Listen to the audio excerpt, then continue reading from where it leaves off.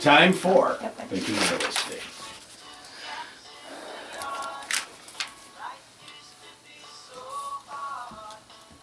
Laura and Bill show. Okay. Yeah, and we have You're- Bill. You're on. We have Bill this week. It's been a couple weeks, hasn't it? Wasn't I here last week? No, Are you sure? pretty sure. I'm sure Well, I you was in weren't court. here. Yeah, that's right. I was in court in Grand Haven. That's right. I forgot. So, you wanted to talk about zoning. And you want to talk about form-based zoning? Well, that all goes together. Yeah. You tired, Bill? No, Oh, okay. I only got 8 hours of sleep last night. You know what? He sleeps like a rock. Someone could come in and, no, I won't say that on the air. Anyhow, someone could come in and he'd Don't never say it. hear it. He'd Don't never say hear I it. never hear. I shouldn't say that in the air because I Right. probably would do that. But Laura's a light sleeper. I'm not. I sleep very, very well. I think But women you know why sleep that lighter is? than men because we have the babies and No, I you know, don't. I just we have a are clear li- conscience. Yeah, I just okay. have a clear conscience. oh well, whatever. So, all right, what are you looking for on your phone? I'm just there? gonna get Forms you a of- definition. 'Cause I know what told you- form-based zoning is. No, you don't. You said this No, morning I, you didn't know. no, I didn't oh, know. Yeah. No, Yeah. no, And I said, no. I he said, said, what do you "Tell want me. to talk about? Tell me No. what it is, and I You said, "I'll tell you on the radio," because there's very few times that I get to know Laura? something that you don't know. Because Laura? you always know everything, Laura. Oh, God. right, Greg? Yeah, oh yes. Oh yeah. See. All right, go on. You wanted to talk.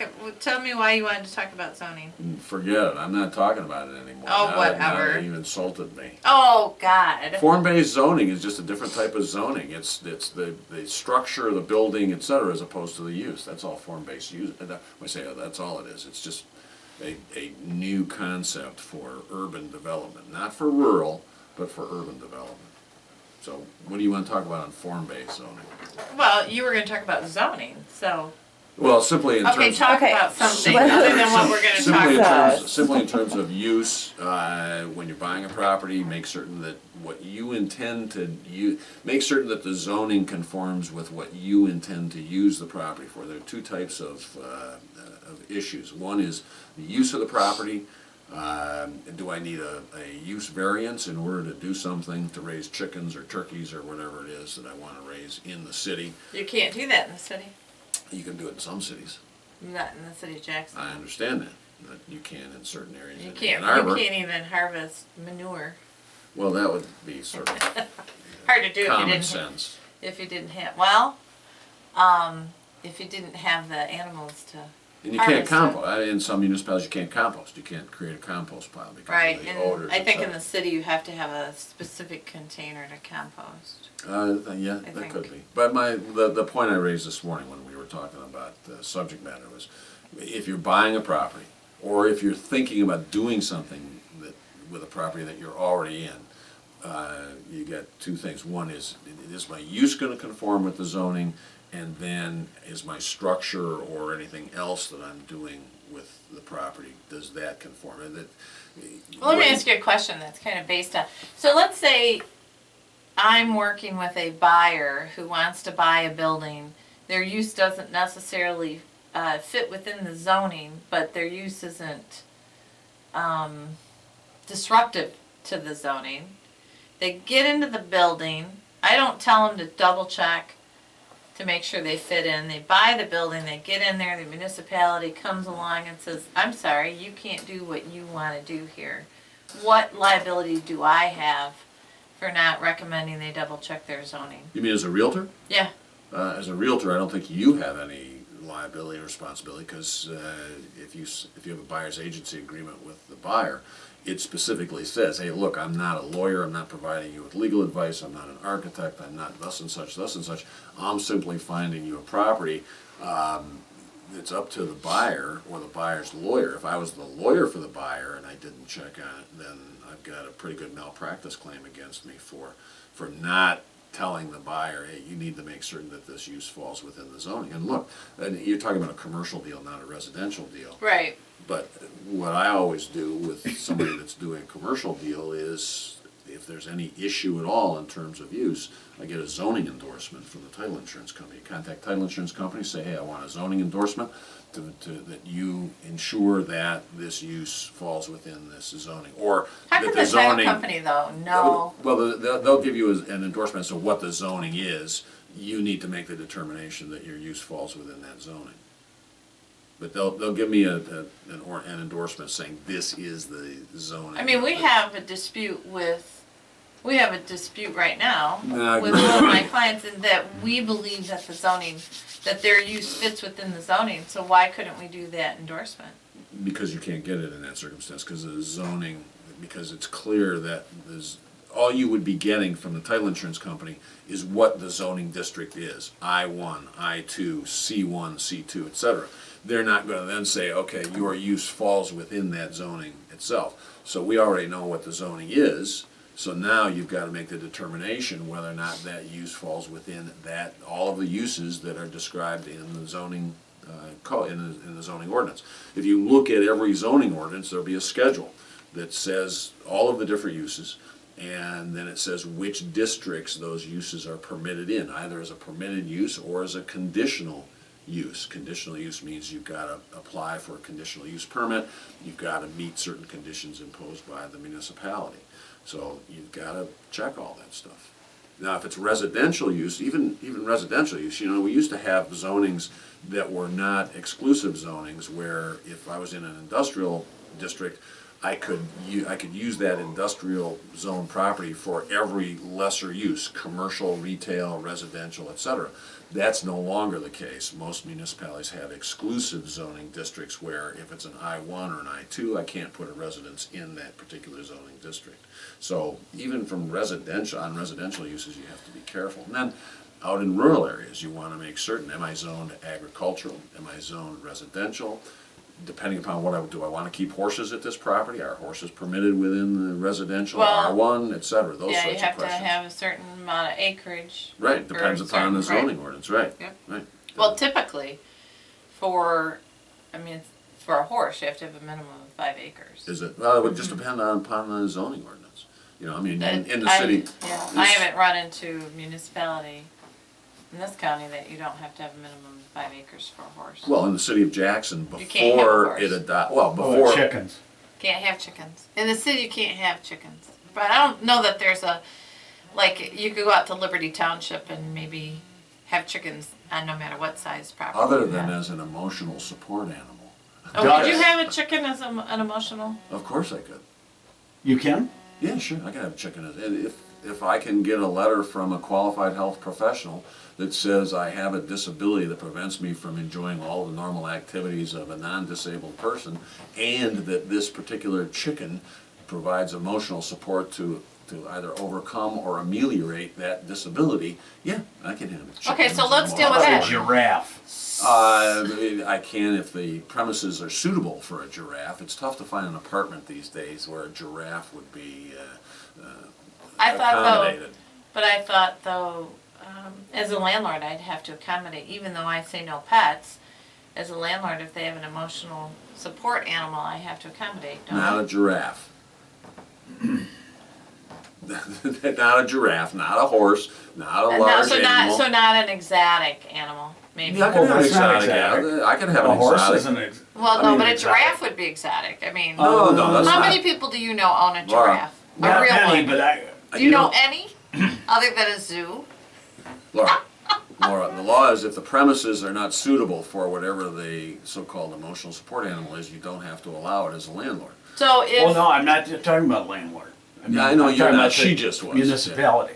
Oh, so What- so let's say a what- horse is. I mean, a horse wouldn't. What about those little tiny ones that are like smaller than my Great Dane? Yeah, well, if the premises could accommodate it, and the person, you don't allow pets, but the person presents a letter from a qualified health professional with detailed, as I just said, they can keep that Yeah, emotional but support animal. what if the zoning says you have to have 5 acres for a horse? I don't know that it specifies the size of a horse. Municipality can't discriminate either.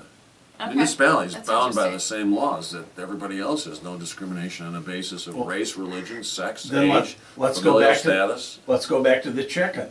Yeah, right, I can keep it, if I can So keep what it. happens chicken. if Right, I can keep a chicken as an emotional What support. happens if the chicken? Okay, Even though the city- you the guys city- have me going back and forth Well, here, that's- one you at a can handle time. it. The city says you can't have a chicken. Right, Okay.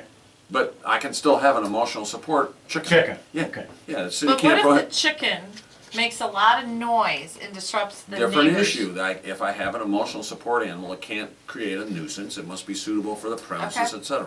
How about extra crispy? Yeah, yeah, the neighbor may want it extra crispy, okay, that's for sure. Okay? So, but we're talking about raising chickens, plural, and unless I can And you get a, can't do it in the city, right? unless I can get a qualified health professional. No farm animals. Seems like I've seen chickens in the city somewhere. I'm pretty In sure Ann you Arbor, can't have in chickens. Ann Arbor you can. I know there was a big debate in Ann Arbor. You can? I think in Ann Arbor they I amended think the it ordinance. just got changed like last year or something. To allow or not to allow? To not allow. To not, got changed In Ann back, Arbor? okay. Yeah. Oh yeah, because Jackie went through urban planning school. In East Tawas, there was a huge controversy over it too. In Or in East Tawas, Tawas? not in East Tawas, in Tawas City, there was a big Tawas City. controversy 2 years ago. Somebody wanted to keep chickens in the, Yeah, I'm Well, shocked. I know it changed when I was on one of the first years when I was on council. So well, this conversation when we sure dealt with manure went, at the same Went time. south. went really astray here, okay? But what are those, What? not guinea pigs, what are the other, Oh, the That's little a, pig. yeah, that's oh, come on. didn't I somebody, just dealt with this. Yes, It's like an animal. I mean, it's like a pet. Pot pig, pot. Potbelly pig. Potbelly Potbelly pig, pig, yeah, yeah. there you go, okay, yeah, okay. so that has to be emotionally attached to you? Yeah, well, again, you can have pets within the city, and I don't know if pet is defined by a city ordinance. We were talking about specifically a chicken. I don't know, I mean, I can keep birds as pets, I don't know why Yeah, I you couldn't can have keep a hamsters chicken and as a stuff. pet. I'm not sure. I'm not even sure I I'm need not a sure letter that the to keep city a would ever chicken know in the that you city. have. Why can't you have a chicken if you can have a bird? Well, no, it's chickens, plural, raising chickens, that's I'm the just talking difference. about one chicken. Yeah, you probably could, even without a letter from a qualified health professional. Really? I say let's test I think you this. would find that If we- out the minute your neighbor complained to the city, whether or not you could have it. Well, but that's a whole different issue. That's Right. nuisance, and we'll talk about Well, but that's- nuisance law sometime, but not, it's Well, I it's a might subject unto complain itself. simply because I don't want a chicken running. It may not be making noise, but I may not want a chicken. Let's say I've got my house for sale and the neighbor's got a chicken in their yard. I don't know that that would add value to the neighborhood. I think we should make it a drinking game every time you say the word chicken. Yeah, but wait a second. Wait a second. You have a Great Dane. Maybe your neighbors don't like having a Great Dane Right. next A Great door. Dane is a dog, though. Yeah, but so what? They may not like well, they the might fact not you like have a dog. pit bull. As a landlord, I cannot allow a pit bull, correct? I have no idea. You Really? mean as a I think landlord, Yeah, prohibiting I could- pets? Yeah, Yeah, I can I can prohibit. restrict, I can restrict this to breed, I can restrict et cetera. Again, assuming it's not an emotional support animal. right. But if it's an emotional support animal, can I require specific insurance? No. Okay. If it's not an emotional support, can I, as a landlord, can I provide the tenant, can I require the tenant provide specific insurance? As long as you do it across the board, all tenants. Right. Yeah, all Oh, tenants right. have a pet Yeah, bull. I mean, Yeah. I wouldn't discriminate, so. Yeah, I mean, again, as long as it's not an emotional support animal, as a landlord, you can prohibit pets, you can charge a pet fee, you can prohibit certain breeds of dogs. You can prohibit all pets, right? Yeah, right, yeah, absolutely. Okay. Okay. Yeah. Well, our purchase agreement says that if you're gonna do. Well, now you're talking about purchase agreement, we're No, talking zoning, leases. within zoning, well, right, but this has to do with zoning, so. Oh, we're jumping back to zoning Well, now? whatever, that's what you wanted to talk about, I'm not sure. I feel like I just got whipsawed by the two of you here this morning. All right, No, so, I just, yeah, no, I mean, it's a good Well, we're not here to topic, make but- his life easy, are we, Greg? well, Yeah, but, I mean, interesting question, whether or not you keep a chicken or some other animal. But the ordinances prohibit raising of farm animals on the basis that you're gonna raise them, you know, it's not just one chicken. You don't really raise one chicken, because when you cut the head off of that chicken, you don't have any chickens left to raise, okay? that's true. Yeah, so I'd need multiple chickens in order to be able to continue my chicken. So you think you could have one chicken, Yeah, as a but not pet. multiple chickens? Probably, yeah, yeah, that's just off What the if top I of was my an head. emotionally sound How unless about I a had a turkey? flock? Is a Is it, well, I'm gonna have turkey on Thursday, but it'll be a dead emotional turkey. Is this the Thanksgiving? Speaking of chickens, one of my best friends is a Yorkshire, England chicken farmer. Did I ever tell you this? Yeah. No. Yeah, Yorkshire chicken. Who knew? Yeah, he's a wonderful, wonderful guy. When they get a load of day-old chickens, it's about 250,000 day-old chicks that they then raise for 6 or 7 weeks. Wow. So, yeah. So that would be, That's those would not be emotional support animals. No. I can't have 250,000 emotional support animals. at Well, once. no, it would be emotional support, cause that's financial security, let me tell ya. This guy's got more money than God. Anyway, so back to zoning. I encounter this actually quite frequently when people are buying property. You don't have to go any farther than Leone Township. Isn't it Leone Township where the gun range was operating? I think it's now in court, isn't it? I don't know the status of that one. But the issue is, is a gun range allowed within this particular zoning district? If it's not, how do I put a gun range there and be legal? Well, then I have to go for a variance.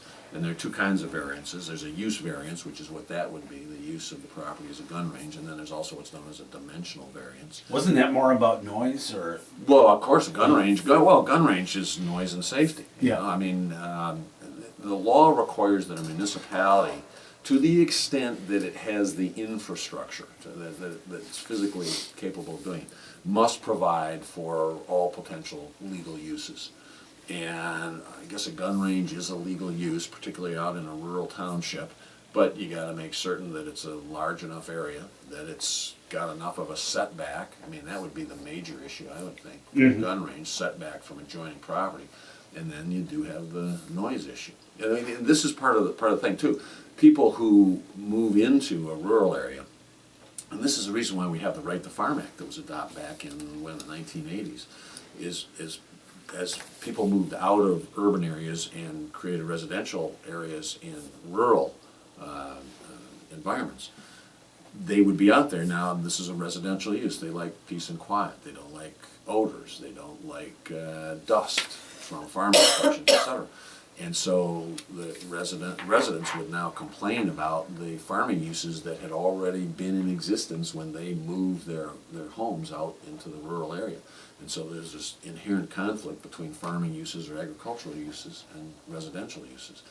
And so the claim by the residents was farming was a nuisance, and therefore they had to stop making the dust. They had to stop the odors from spreading manure fertilizer on their fields, that sort of thing. And so we adopted the Right to Farm Act to say that if you're in this rural area, you move to this, you live here, you're going to be subject to these things. And we, under the Right to Farm Act, we actually adopted a requirement that every deed of property other than property which is a platted subdivision, or in a condominium, must disclose the fact that it's in a rural area and there might be these odors, etc.